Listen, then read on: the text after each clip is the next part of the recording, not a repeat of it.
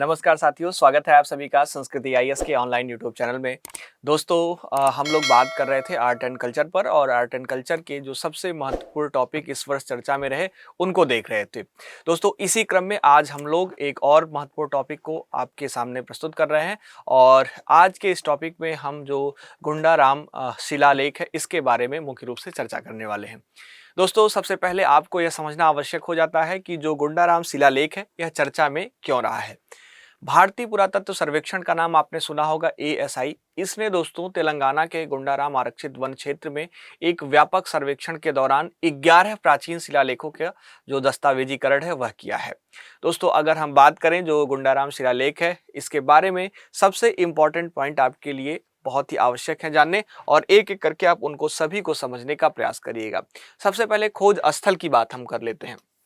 दोस्तों अगर हम बात करें तो ये शिलालेख आपको कहां पर मिलेंगे, जो सितमल लोदी नामक एक चट्टान है इसमें खुदे हुए मिलेंगे। इस गांव के पास जो है आपको जो गंटू शिंगारम गांव है, ठीक है, तो यहां पर आप इसको ध्यान रखेंगे। यह स्थल सबसे पहले आपके लिए बहुत ही महत्वपूर्ण हो जाता है जहां से अभी जो है हमें प्रमाण मिलते हैं। दोस्तों सबसे महत्वपूर्ण बात यह हो जाती है कि लगभग 700 वर्षों के इतिहास को यह बताता हुआ नजर आता है। पहली शताब्दी ईसा पूर्व से छठी शताब्दी ईस्वी तक जो है यह जानकारी हमें दे रहा है। जो यह शिलालेख अभी प्राप्त हुए हैं इनको यह कवर करता है। दोस्तों इस शिलालेख की बात करें तो इसमें जो प्रारंभिक ब्राह्मी लिपि है इसका उपयोग किया गया है। आपको पता होगा कि मौर्य काल जब हुआ करता था भारत में दोस्तों, तो इस दौरान काफी प्रचलित यह थी। आपने जो मौर्य शिलालेख है उनके बारे में ब्राह्मी लिपि के संदर्भ में पढ़ा ही होगा आपने सिलेबस के अंदर। तो दोस्तों इस शिलालेख की बात करें जो अभी प्राप्त हुए हैं यह ब्राह्मी लिपि में है और मौर्य काल के दौरान जो काफी प्रचलित हुआ करते थे यह लिपि उसमें आपको देखने को मिलती है। दोस्तों इस शिलालेख में बहुत सारी ऐतिहासिक जानकारियां आपको देखने को मिलेंगी, जैसे राजवंशों का उल्लेख सबसे पहले बहुत ही महत्वपूर्ण हो जाता है, इसको आप देख सकते हैं। दोस्तों इसमें मुख्य रूप से जो सातवाहन वंश है और एक वंश है चुट्टू वंश, इसका जिक्र किया गया है। दोस्तों इस शिलालेख में आप देखेंगे तो हारिती पुत्र वंश के व्यक्ति ने खुद को सातवाहन राजकुमार जो कुमार हाकुसिरी है इसका मित्र बताया है। इस शिलालेख में इसकी जानकारी प्राप्त होती है और जो इन दो राजवंशों के बीच जो सामाजिक और राजनीतिक संबंध है उसके प्रमाण को दर्शाता है, ठीक है। तो यहाँ पर सातवाहन वंश और चुट्टू वंश का जिक्र आपको देखने को मिल जाता है पहली बार इस शिलालेख में सिस्टमैटिक तरीके से। इसके अलावा इस शिलालेख पर आप देखेंगे तो धार्मिक प्रतीक भी देखने को मिले हैं। यहाँ त्रिशूल और डमरू जैसे जो शुभ धार्मिक चिन्ह है उनका उल्लेख मिलता है और यह दर्शाता है कि उस समय जो धर्म और जो सत्ता था उसका गहरा संबंध हुआ करता था। दोस्तों इसके अलावा बौद्ध धर्म से भी जो है जुड़ा हुआ कुछ जानकारी हमें मिलता है इस शिलालेख से।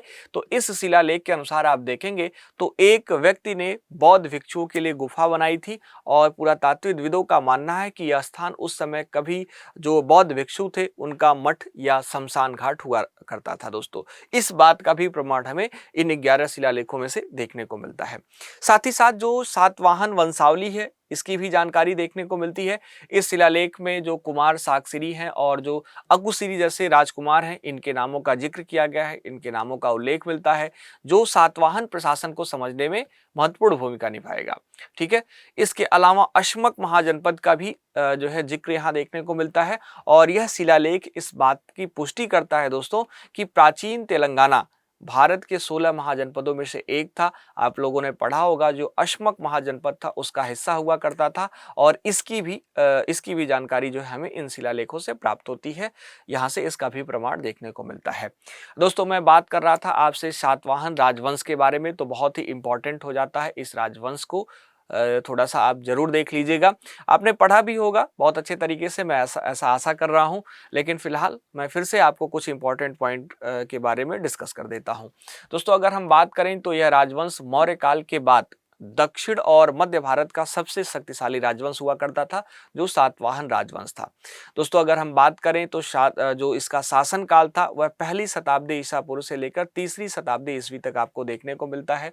इसका संस्थापक सिमुक हुआ करता था। इसकी राजधानी आप देखेंगे तो पहले महाराष्ट्र जो प्रतिष्ठान थी वहां पर जो है हुआ करती थी और बाद में अमरावती आंध्र प्रदेश में आपको देखने को मिल जाती है, ठीक है। इसके अलावा ध्यान रखिएगा कि इसमें जो प्रमुख शासक हैं जैसे सातकर्णी प्रथम, की जो चर्चा है बहुत ही महत्वपूर्ण है। इन्होंने अश्वमेध यज्ञ किया है, इसका जिक्र किया गया है। इसके अलावा गौतमीपुत्र शब्द जो शब्दकर्णी हैं, इनका भी जो है बहुत ही महत्वपूर्ण नाम देखने को मिलता है। और इस वंश के जो सातवाहन जो है राजवंश था, इस वंश के सबसे शक्तिशाली राजा गौतमीपुत्र शब्दकर्णी ही हुआ करते थे। दोस्तों, इन्होंने शकों को और यवनों को मुख्य रूप से हराया था, इसका भी प्रमाण आपको देखने को मिलता है। और यहाँ पर आप गौर करेंगे तो यहाँ के जितने भी शासक हैं, उनके नाम के आगे उनके माँ का नाम लगा हुआ नजर आता है। ठीक है, तो आप देखेंगे गौतमीपुत्र सातकर्णी की बात करें तो यहाँ पर गौतमी इनके माँ का नाम हुआ करता था, जो इनके नाम से पहले आपको देखने को मिल रहा है। यज्ञश्री जो है सातकर्णी, इनका नाम भी आपने सुना होगा। अंतिम प्रमुख राजा थे सातवाहन राजवंश के दोस्तों, और समुद्री व्यापार को इन्होंने बहुत अच्छे तरीके से बढ़ावा दिया था। तो आप देखेंगे इनके भी नाम के आगे आपको जो है यज्ञश्री देखने को मिलेगा, जो कि इनके माता श्री का नाम हुआ करता था। ठीक है, तो यहाँ पर इस राजवंश के बारे में कुछ स्पेसिफिक जानकारी है, जैसे शासनकाल, संस्थापक, राजधानी, प्रमुख शासक, और साथ ही साथ इस जो है वंश के सबसे प्रमुख और महान शासक जो हैं, जैसे गौतमीपुत्र सातकर्णी की बात करें, यज्ञश्री सातकर्णी की बात करें, इन सभी का नाम आपको ध्यान में रखना चाहिए। ठीक है, तो आपके लिए बहुत ही महत्वपूर्ण हो जाता है जो यहाँ पर यह राजवंश है, सातवाहन राजवंश, इसको देखिएगा।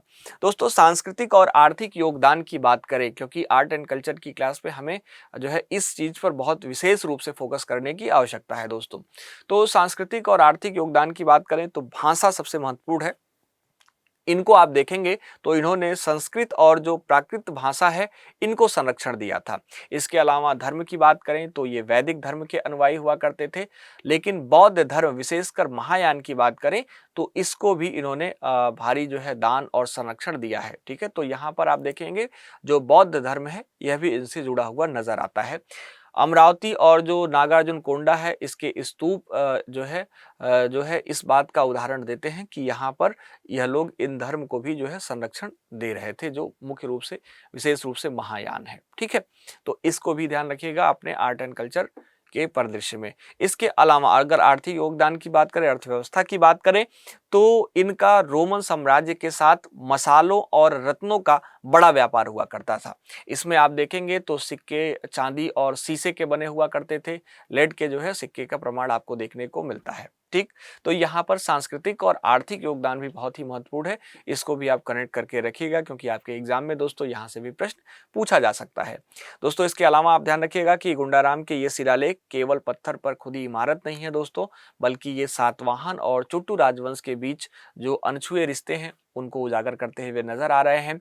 और ये खोज दक्षिण भारत में धर्म, राजनीति और जो प्राचीन व्यापारिक मार्ग हैं, इनको समझने के लिए अत्यंत महत्वपूर्ण है। ठीक है, तो यहाँ पर आपने बहुत अच्छे तरीके से इस राजवंश के बारे में ठीक से समझा होगा, और आशा करता हूँ कि आप सारी बातों को कंक्लूड कर पाए होंगे। दोस्तों, इसका पीडीएफ आपको हमारे टेलीग्राम चैनल में मिल जाएगा। रिवीजन के लिए आप इसको प्राप्त कर सकते हैं, और बहुत अच्छे तरीके से इसको कनेक्ट करके इससे जो है आप रिवीजन कर सकते हैं। साथ ही साथ अगर किसी भी प्रकार की आपको कोई समस्या हो तो कमेंट बॉक्स में आप लिख सकते हैं। किसी भी प्रकार का सुझाव है तो वह भी आप लिख सकते हैं।